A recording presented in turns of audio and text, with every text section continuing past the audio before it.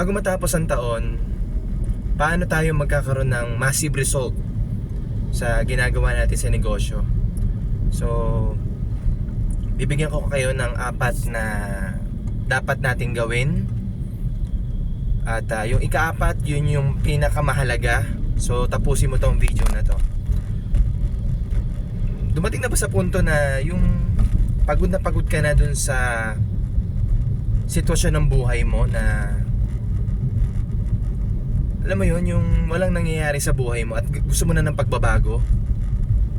Meron na lang tayong 4 na buwan bago matapos ang taong 2025.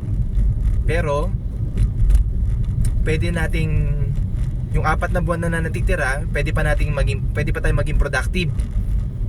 At pwede nating baguhin yung sitwasyon ng buhay natin. Yung iba sa inyo, baka pinagtatawanan na kayo ng iba.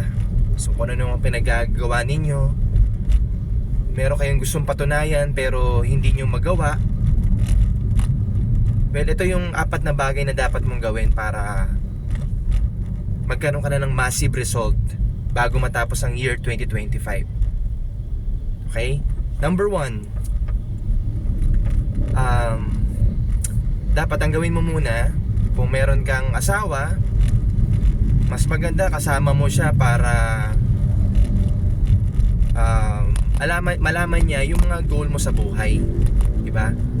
At maging katuwang mo siya at makahingi ka ng suporta. Pero kung hindi naman, hanap ka ng mga lugar na tahimik. Magdala ka ng ballpen at magdala ka ng papel. And then, halimbawa sa mga coffee shop, magkape ka para ma-relax ka at makapag-isip ka ng mabuti. So sulat mo doon, ano ba yung mga goals mo na dapat mong i-hit bago matapos ang year 2025. Kung magkano yung income na kailangan mong ma-hit. Okay? Napaka-importante ng goal. Kasi kung wala kang goal, action ka lang ng action, parang wala kang tina-target. Alam mo yan, yung hindi mo alam kung saan ka pupunta. Minsan yung goal na yan yung magpupush natin. Halimbawa, umabot sa pagiging procrastination, tinatamad ka. Kapag nakikita mo yan sa papel, na lagi ka nire-remind, eto yung goal ko ngayon, hindi ako pwedeng tamarin.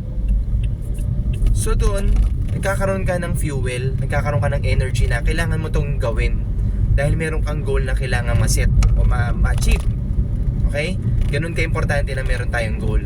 Number 2, isulat mo yung mga activity na makakatulong ma-hit yung goal mo. Okay? Halimbawa, magsusulat ka ng mga prospect list mo, sino yung mga nakausap mo na, sino yung close deal mo, sino yung follow up mo. Yan yung mga activity na kailangan mo para magkaroon ka ng resulta. Doon ka magpo-focus. Number 3, ilista mo din sa notebook mo yung mga bagay na kailangan mo isakripisyo. Ito yung isa sa pinakamahirap na gawin. Kasi tayo mga tao, nasanay na tayo dun sa pagiging komportable. Alam mo yun? Tsaka na-program tayo mula pagkabata hanggang pagtanda, ganun na yung ginagawa natin. Kaya talagang mahirap i-break at i-challenge yung sarili mo na tanggalin yung mga nakasanayan mo na.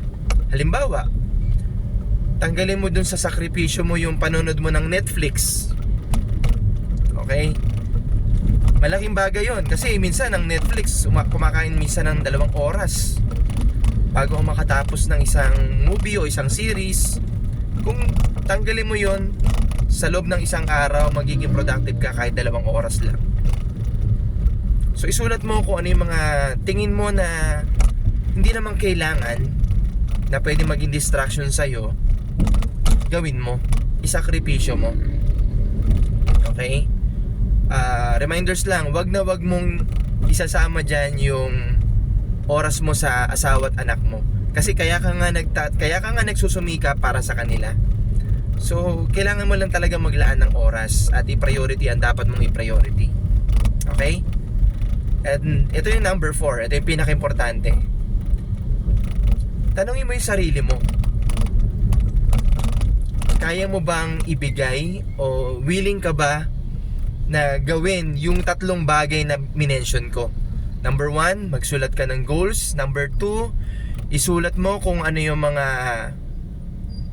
dapat mong gawin para yung mga activities na dapat mong gawin para ma-hit mo yung goal mo. And number 3, kailangan mong ilistra yung mga bagay na isakripisyo o yung mga distractions na dapat mong tanggalin. Willing ka bang gawin yung 3 na yun? Yun yung ika-4. Okay? So, yun lang yung gusto kong i-share sa inyo dito sa video na to. And I hope matulungan kita sa pamamagitan ng video na to. At kung talagang pagod na pagod ka na sa sitwasyon ng buhay mo ngayon, gawin natin to. Yung binigay ko sa inyo mga 4 na bagay na dapat natin gawin para magkaroon tayo ng massive result bago matapos ang taon ng 2025. Alright? So yun lang naman. God bless sa ating lahat. Bye-bye.